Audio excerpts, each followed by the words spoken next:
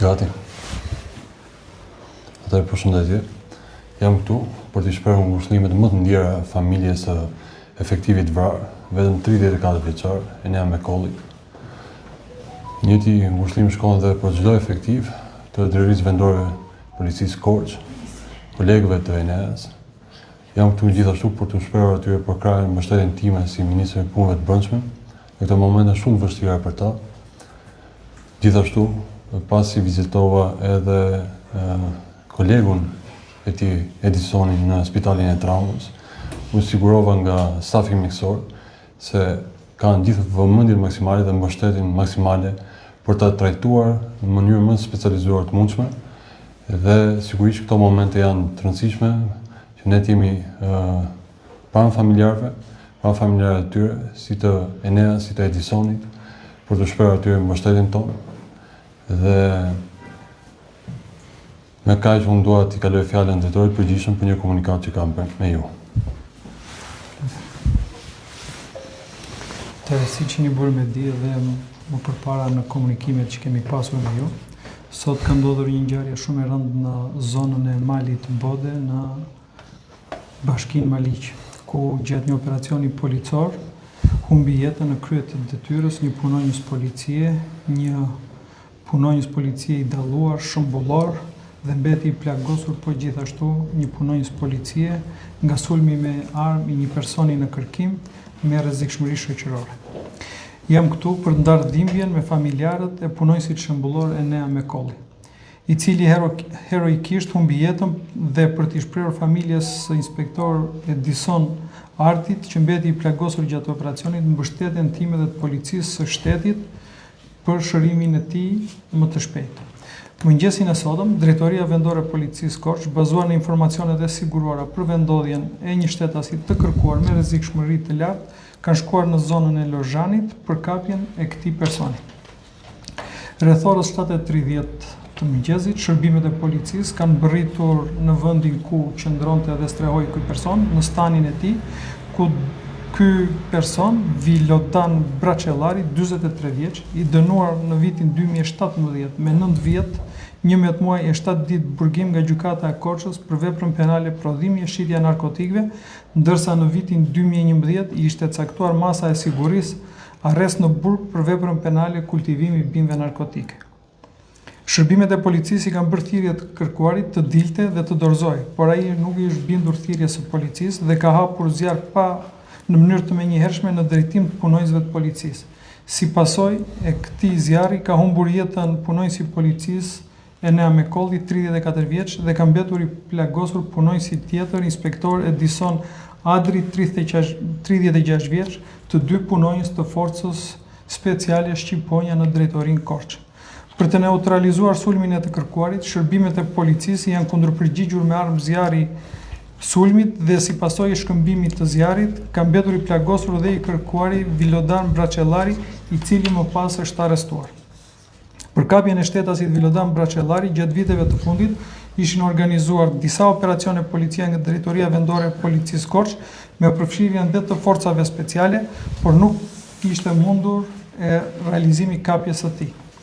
Në lidhje me këtë ngjarje shumë të rëndë, kam urdhëruar Drejtorinë e Standardeve Profesionale në Drejtorinë e Përgjithshme për të nisur një hetim mbi zbatimin e procedurave standarde për punën që është kryer për kapjen e këtij shtetasi në kërkim, dhe pse Drejtoria Vendore e Policisë Korç nuk ka kërkuar ndihmë nga forcat speciale si Renea, ashtu dhe forcat kombëtare të sigurisë.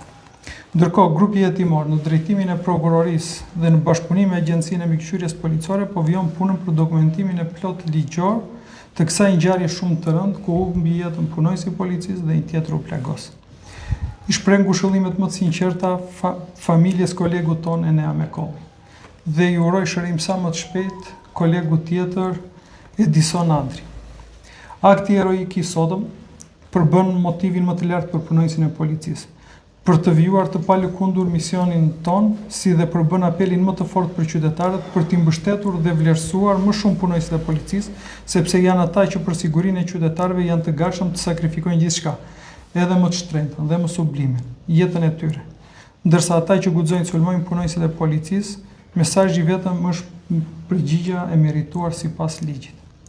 I garantoj qytetarët se asnjë ngjarje sado e rënde me pasoja, qoftë dhe për jetën e pjesëtarëve në radhët tona, nuk do ta përkul kurrë uniformën e policisë së shtetit. Gjaku i ENEA-s, gjaku i dëshmorëve të policisë nuk do të harrohet kurrë. Ju faleminderit edhe nëse keni pyetje. Zotita, ju ishte në djeni që do të bëjë ky operacion dhe a mundet që të kishit çuar jo forcat Renea, sepse është ere disat që Renea futet për të kapur këtë person, duke qenë se është me rrezikshmëri dhe mund të ishte shmangur edhe tragjedia e sotme. Faleminderit për pyetje. Në momentin që është zhvilluar operacioni, nuk kam pas djeni si drejtori i përgjithshëm. Ky operacion është zhvilluar nga Drejtoria Vendore e Policisë Korçë dhe masat për realizimin e këtij operacioni janë masa operacionale që i përkasin vetëm Drejtorisë Policisë Korçë. Qofse do ishte kërkuar jo mendimi, por shqyrtimi gjithë rastit, shqyrtimi gjithë informacioneve, patjetër që do ishin marrë ndoshta masa më të forte.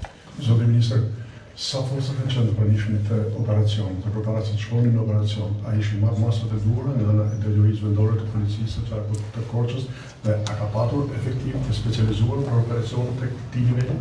Punojësit e policisë të gjithë janë të trajnuar, të shkolluar sipas ligjeve dhe funksioneve që kemi si policia e shtetit, edhe në këtë rast kanë qenë shërbimet më të specializuara të Drejtorisë Vendore, të cilat janë shërbimet shqiponja dhe shërbimet e tjera mbështetëse që ka Komisariati dhe Drejtoria Vendore.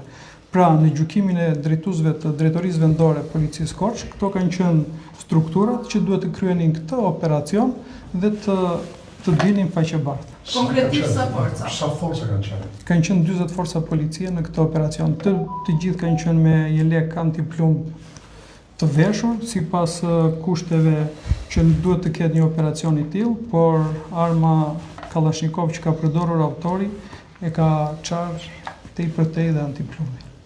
Kjo do të thotë mbase që duhet fillojmë të ndryshojmë edhe antiplumbët, drejtor, sepse një familje, 2 djemë që kishte, tani më i kanë vetë. Normalisht këto janë mjetet speciale që ka dhe siguron policia, patjetër që duhet bërë më mira në këtë drejtim, ku dhe masat tona për të mbajtur në rastin konkret një armë të fortë luftarake siç është Kalashnikovi, duhet që të ketë përgjigje me të njëjtat antiplumb. Drejtoria Vendore e Korçës a kishte informacion për sasi armësh mbante autori në zonë, a kishte studiuar mirë profilin e personit të shumë kërkuar në rast ku edhe Renea nuk ka mundur do ta kap dhe ka shkuar pa marrë dhe i le parti nga ju? Siç e thash edhe më lart, kjo është një vlerësim që i ka bërë vetë Drejtoria Vendore e Policisë Korçë këtij informacioni, e cila ka vendosur të operonte dhe të vepronte në këtë mënyrë. Drejtor, ka edhe persona të tjerë të shpallur në kërkim me rrezikshmëri shumë të lartë në lindje. Është mbase alarmi për policinë e Korçës për të vepruar?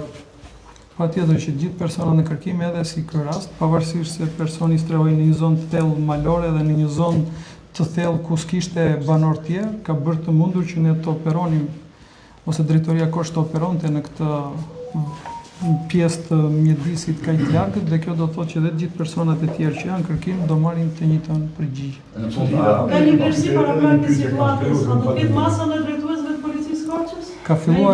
Ka filluar hetimi disiplinor, siç e bëra me dije, njëkohësisht edhe hetimet e prokurisë. Tu presim rezultatet e tyre dhe do vendosim. Zoti drejtor, burime bëjmë dije se përpara se shkojnë forcat edhe të kualifikuara speciale, siç thatë edhe ju, është bërë një instruktazh me të gjitha forcat që do të ishin pjesë e këtij aksioni. E konfirmoni gjë të tillë? Patjetër që është bërë instruktazhi, se kjo është përditshmëri dhe procedurë punësore. Çfarë do të bëni tani për familjarët e të ndjerit? Si do t'i mbështesni dhe si do t'i motivoni policët e tjerë që të vazhdojnë punën e tyre? Kjo është një humbje shumë e thellë jo vetëm për familjen, por edhe për ne personalisht dhe për gjithë policinë e shtetit. Ne duhet gjejmë kurajon, forcën, të gjithë bashkë që të ngrihemi mbi detyrën tonë, të gjejmë forcat për të përballuar këto situata dhe situata tjera në zbatim të rendit dhe sigurisë publike.